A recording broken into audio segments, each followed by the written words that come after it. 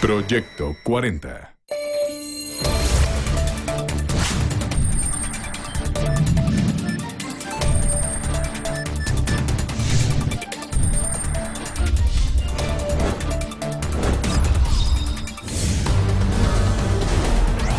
Fuerzas federales detienen en Huitzilac, Morelos, a Nicolás Nájera Salgado, presunto jefe de plaza de Guerreros Unidos en Iguala, Guerrero. El secretario de Gobernación, Miguel Ángel Osorio Chong, convoca a redoblar esfuerzos y consolidar la estrategia de seguridad en Tamaulipas. El presidente Enrique Peña Nieto destaca el potencial del sector turístico para el crecimiento del país. El turismo es de las grandes industrias que contribuye de forma significativa al desarrollo de México. La Asamblea General Politécnica y el director general del IPN, Enrique Fernández Fachnacht, acuerdan mesa de diálogo para resolver paro de clases en 11 planteles.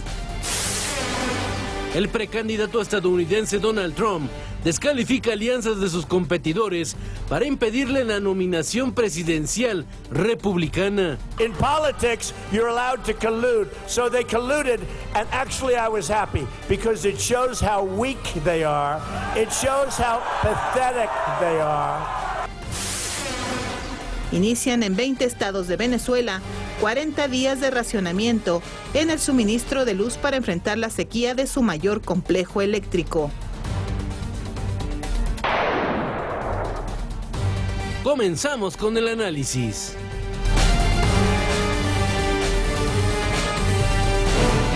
¿Qué tal? Muy buenos días, bienvenidos a la mesa del primer café en este martes 26 de abril. Muchísimas gracias por acompañarnos como todas las mañanas. Ana María Salazar, Raimundo ¿Qué tal? Palacio. ¿Cómo estás, Raimundo? Muy buenos días. ¿Cómo les va? Muy buenos días. Buenos días. Fíjense, en 1989 hubo una tragedia en el estadio en Sheffield, el estadio Hillsborough, donde pues aglomeramientos, amontonamientos, carreras aplastaron a 96 fanáticos en ese partido donde estaba jugando Liverpool, allá en el norte de Inglaterra.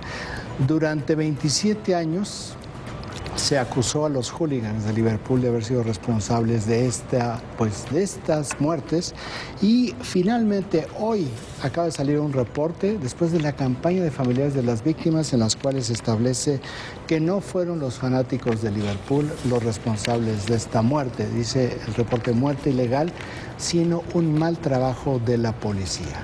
Mira. La policía es a la que se señala como de haber tenido un deficiente esfuerzo de contención y que también permitieron los aglomeramientos. Esto también trajo como consecuencia que los servicios de emergencia llegaran retrasados. Entonces, después de 27 años, lo que es la justicia, después de 27 años dicen fallas en los procedimientos de la policía en Sheffield Y de las autoridades municipales. Eso también cambió el tema de los enrejados de los estadios para poder permitir a las personas que en situaciones de estas puedan ir hacia el campo para poder despresurizar y no ocurrir algo que ocurrió con Liverpool, que también ya tiene una canción y es histórica esa tragedia para el club inglés.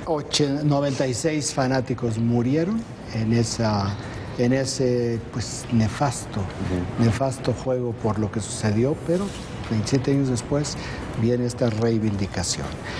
A los fanáticos de Liverpool, el secretario de Gobernación, por otra parte, dijo ayer que está comprometido el gobierno mexicano en aclarar la desaparición de los normalistas de Ayotzinapa la noche del 26 de septiembre de 2014.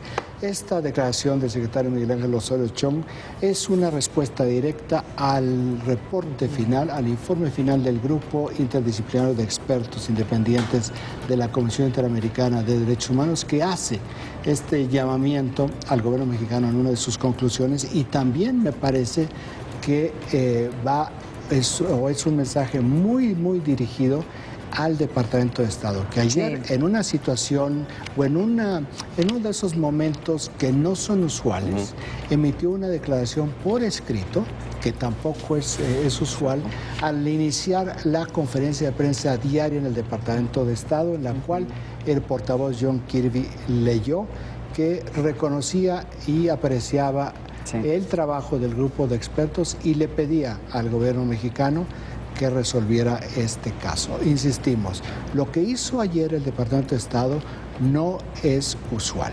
El hecho de que redacten una declaración por escrito, en este caso de 2 párrafos, que también es lo doble de lo normal, y que la lea el portavoz antes de iniciar el briefing, esta conferencia de prensa que tienen al mediodía todos los días en Washington, no es algo normal. Coméntale al auditorio, Raimundo, cómo en esto muchas veces se espera al portavoz a que surja una pregunta de los periodistas, pero ellos no se quisieron esperar y querían que fuera una declaración muy clara, sobre todo muy contundente y que no se diera a malinterpretaciones. Sí, el procedimiento de rutina en el Departamento de Estado es que va el portavoz y lleva una lista de temas y salvo que tiene algún anuncio que hacer, como por ejemplo el secretario o la secretaria va a viajar a tal país y va a ver esto, son como anuncios de rutina o anuncios domésticos para preparación de logística sobre eventos que se van a venir dando.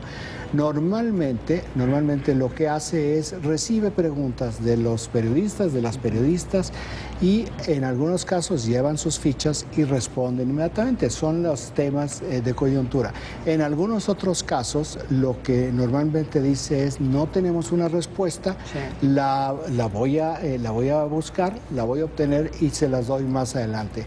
No elaboran esta declaración. Eso es el cambio de procedimiento, pero eso sí es muy importante subrayar lo que hizo ayer el gobierno del presidente Barack Obama con respecto al informe final.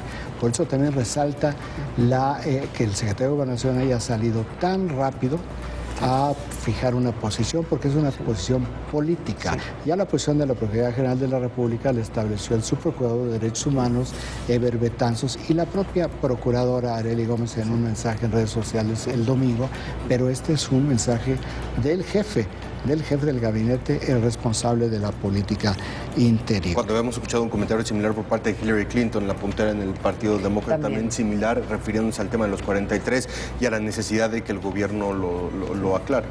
El problema de Twitter y estar haciendo comentarios sobre Twitter sí te permite al gobierno reaccionar relativamente rápido, que fue lo que sucedió este fin de semana. El presidente reaccionó casi inmediatamente ante el reporte, pero sí requiere que en un momento dado alguien tenga que dar la cara del nivel de secretario ante el tipo de acusaciones que hizo este reporte, y arriba, más allá de lo que hizo el subsecretario o el subprocurador de Derechos Humanos de la Procuraduría. Sí tenía que salir alguien del nivel de gabinete a no solamente responder al Departamento de Estado, sino por lo menos a dar la cara, ¿no?, ante estas acusaciones.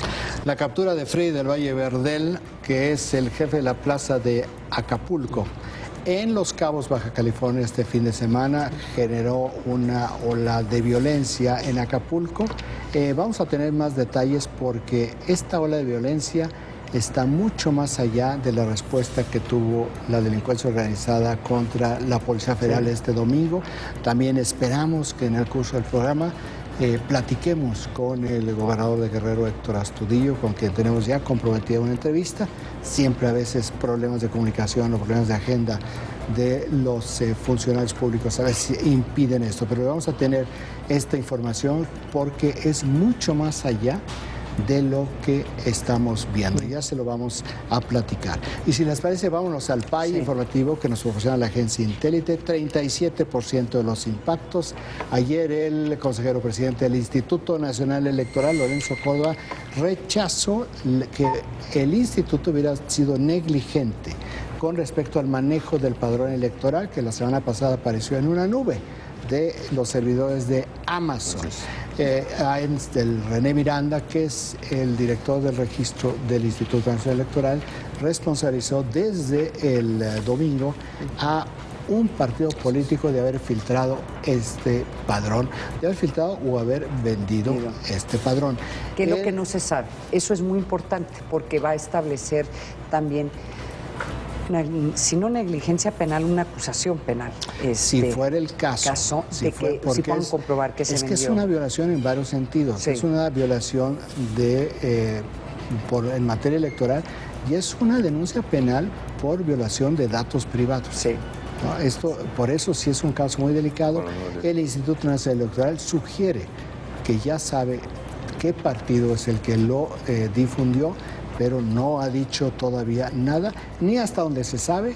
Sí. Ha presentado una demanda ante la FEPADE o ante la PGR, que me parece, pues eso es lo que debería de proceder. ¿Cómo saben? Es que cada una de estas listas, estas bases de datos, cuando se reparten, tienen una firma electrónica y saben exactamente, o deberían de saber exactamente, quién recibió, quién fue el responsable de recibir esa base de datos. Aquí el debate es si subieron la base de datos a Amazon como una forma de guardarlo por parte del partido y una forma negligente dejaron abierto la base de datos, o si en verdad alguien se robó la base de datos y lo subió porque pensaba venderlo. Muy malo para vender, porque tampoco, si tú estás robando una base de datos y piensas venderlo, pues tampoco dejas abierta la puerta para que cualquier persona entre, y por eso fue que este experto en seguridad se dio cuenta de que era la base de datos. Entonces, yo creo que todavía hay definiciones de cuál era la intención de tener esa base de datos podía haber sido negligencia, o podía haber sido como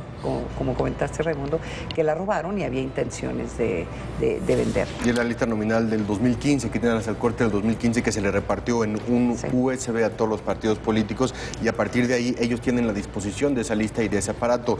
Ya no está en las capacidades del INE poder cuidarlo, poder seguirle la pista. El segundo y tercer tema están empatados en porcentajes, 20% del PAI informativo cada uno de ellos, por razones, me parece, de mayor interés. Vamos a decir que el presidente Enrique Peña Nieto habló ayer en la inauguración del Tianguis Turístico allá en Guadalajara. El presidente habló, sí, de una democratización de lo que es el turismo para grupos de menores ingresos. Dijo que en este sexenio el turismo se ha incrementado 37%, que es muy importante. El secretario de Turismo, Enrique de la Madrid, atribuye buena parte de esto a pues el peso depreciado, que por un lado que ha favorecido mucho al turismo, y por el otro pues los atentados terroristas en Europa, que también hicieron cambiar de planes a varios miles de turistas. Pero la parte interesante, que es lo que refleja el país informativo, es que el presidente habla por primera vez del mal humor social en México, aunque no se refiere directamente a él como una aceptación, porque varios medios de comunicación están diciendo el presidente aceptó que hay un mal humor social. No, el presidente no aceptó que hay un mal humor social.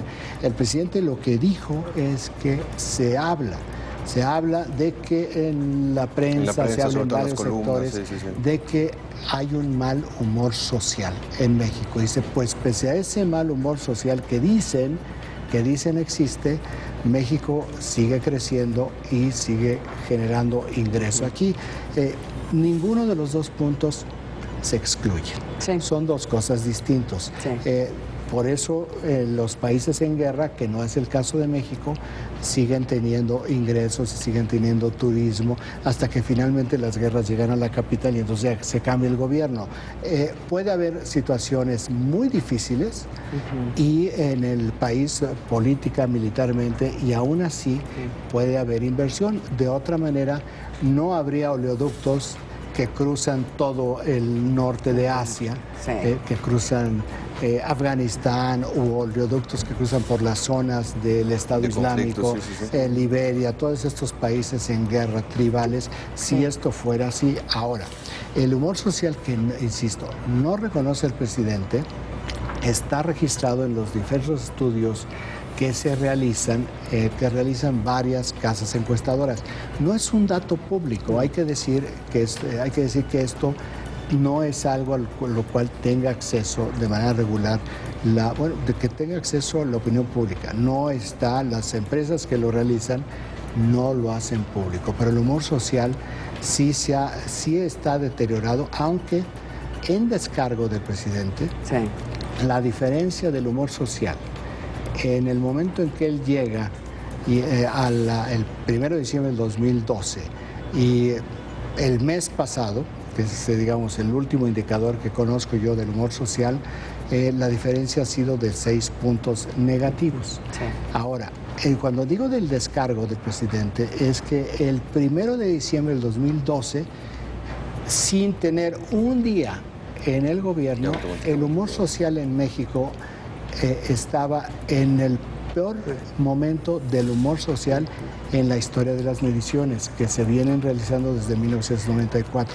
El humor social, el pico negativo del humor social se dio en el 2008-2009, la crisis económica derivada de la crisis global, cuando se licuaron los Lehman Brothers y también entraron en crisis, la crisis inmobiliaria en Estados Unidos, que produjo, bueno, todavía secuelas importantes en Europa. Ese fue el peor momento en el humor social que se ha registrado en la historia de México desde que se estudian estos modelos. Ni el asesinato de Luis Donaldo Colosio, ni el conflicto con el Ejército Zapatista de Liberación Nacional, ni el error de diciembre, ni nada había llevado el humor social en México a ese nivel como en el 2008-2009. Pues ese nivel es con el cual empezó el presidente de la República. Esto es decir, el presidente Peña viene acumulando un humor social de muchos años atrás. Sí. Entonces, él entró en negativos. Sí. Estos son los datos que tienen estos estudios de opinión. Es a lo que se refieren muchas veces en los medios cuando hablan del mal humor social que hay en México. Es importante tu aclaración porque sí hubo muchos cuestionamientos y ataques en contra de ese comentario del presidente, porque es un término que usan los encuestadores y tiene una connotación muy específica que te permite cuantificar ciertas percepciones que hay. Porque es percepciones. Percepciones, porque son percepciones. El problema es que la forma en que criticaba el presidente es que la persona, estoy de mal humor, y el hecho que lo haya dicho el presidente lo percibieron hasta, no sé si la palabra es frívola, porque están diciendo que estamos de mal humor porque el mal humor como concepto se define algo que a lo mejor no tiene lógica, ¿sí? ¿Por qué estás de tan mal humor? Pues a lo mejor es como un comentario que no hay una lógica detrás de tu forma de comportamiento. Y lo que venían los comentarios por las redes sociales es que sí hay una lógica de la molestia. No usó la palabra molestia o malestar, que era un poco lo que eran las otras palabras que podría haber usado si se estaba tratando de referir de una percepción que se siente en la población. Entonces, mal humor es un, hay que decirle al auditorio, es un concepto que usan los encuestadores para poder comparar la forma, las percepciones que se tiene en este momento la población versus las percepciones que se tenía hace décadas. ¿Y por qué hablar de este tema también en esta ocasión, en este tan turístico?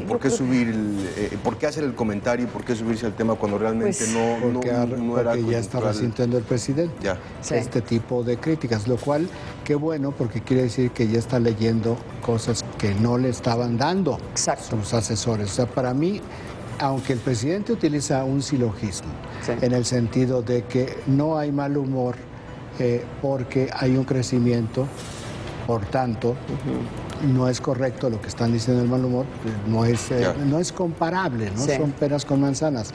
Pero más allá de este silogismo, que podría haber sido esa la crítica, más en ese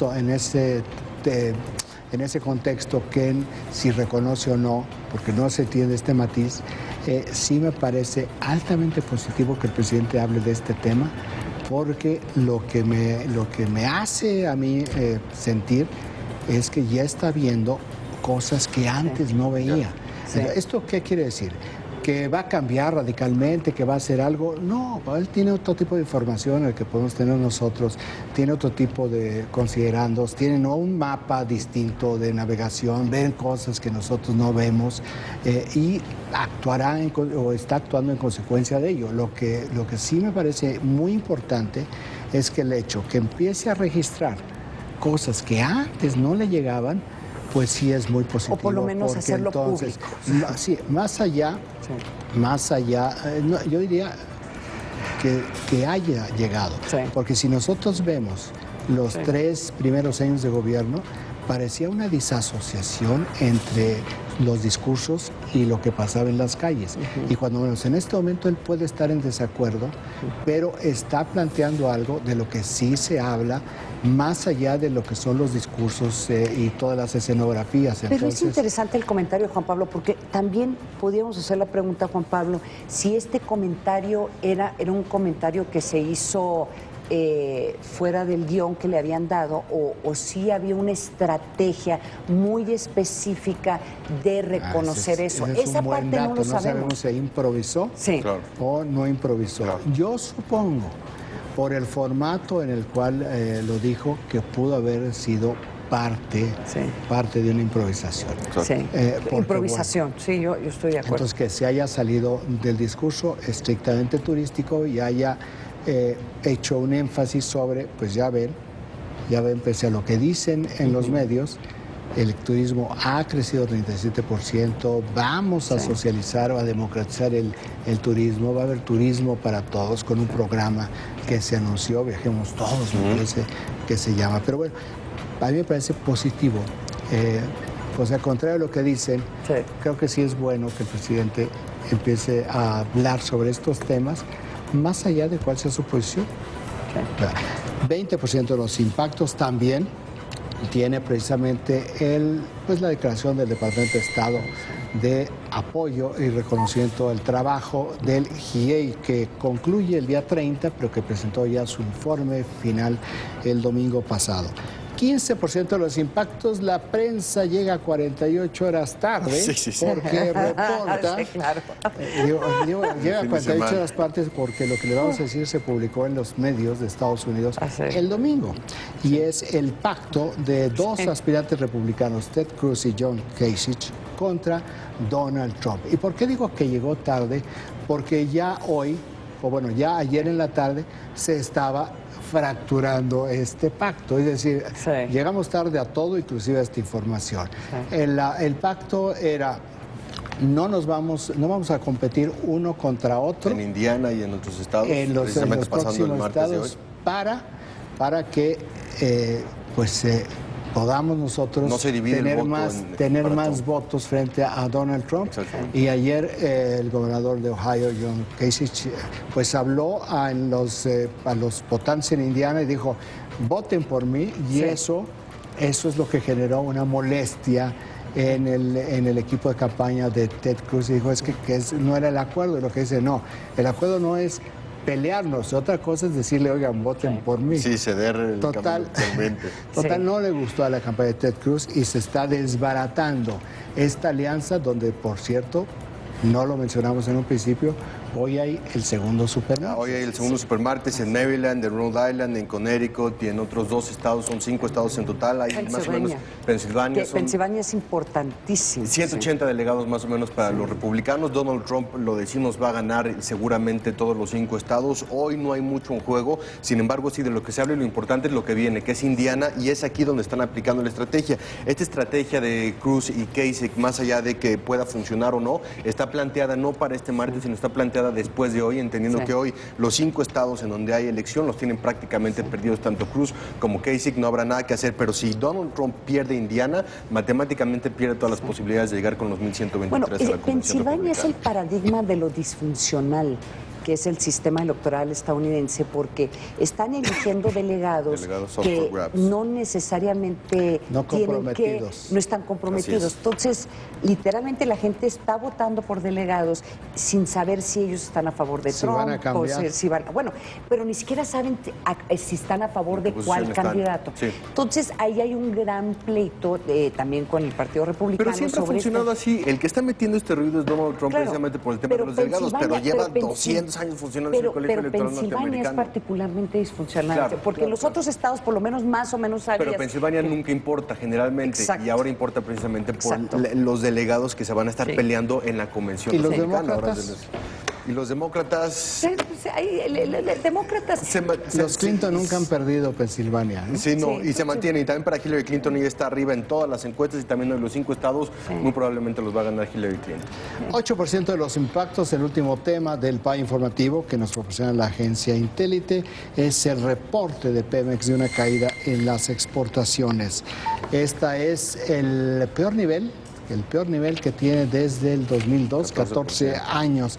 En el 2002, Pemex exportó el equivalente a 12.425 millones de dólares. El precio del barril de petróleo en ese entonces no estaba a $100, estaba abajo de los $10. Esto es importante señalarlo. En lo que va de este año, las exportaciones han sido del orden de 2.679 millones de dólares. Es decir, aún si nosotros hiciéramos un juego aritmético muy libertino y decir, bueno, esto se va a triplicar, pues no alcanzaría, estaría más o menos en el 60%. Y cuando menciono yo el barril de petróleo, el precio del barril de petróleo es que hoy el barril de petróleo está está casi 3 veces de lo que estaba en el 2002. Entonces, ¿de qué nos está hablando esto? Pues de un problema muy profundo en la producción petrolera mexicana. La producción y los mercados. Pero ¿por qué bajó tanto la producción de Pemex en 2002? En parte porque la demanda... En los últimos años. Sí, porque esto lleva, desde el 2014 no se está produciendo esta cantidad perdón, en los últimos 14 años. O sea, el problema es de lo que ha sucedido en los últimos 14 años. Y el precio del petróleo, hay que recordar, al principio del 2000 bajó muchísimo, en parte por lo que sucedió con los atentados terroristas en Estados Unidos. Había menos demanda. Lo que dicen en la Secretaría de Hacienda es que fue un desastre.